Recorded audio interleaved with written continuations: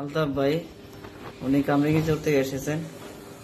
ওনার উনি স্ট্রোক করছেন, প্লাস দুইবার স্ট্রোক করছেন, প্লাস ওনার হার্টের সমস্যা আছে, ডায়াবেটিস আছে, ওনার এক সাইড পুরো প্যারালাইসিসের মতন হাত।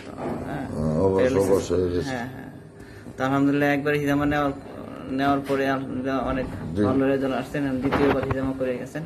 আলতাফ ভাই আপনি কিছু বলেন। জি, আমি এখানে আসছি, এসে এদের সাইনবোর্ড দেখে এদের ফার্মেসিতে আর কি ওনারা থাকে, ওখানে গেলাম, গিয়ে ওখানে ইজামা নিলাম। একবার নেওয়ার পরে খুব ভালো লাগলো, দ্বিতীয়বার আবার আসছি, সেই ইজামা নিলাম। আমার কাছে এখন ভালোই লাগে। আমার বাম সাইড, বাম পাও অবাস হয়ে গেছিল, তো এটার থেকে আমি ভালো হয়েছি। আপনার আইসা এখানে চিকিৎসা নেন, ভালো হবে।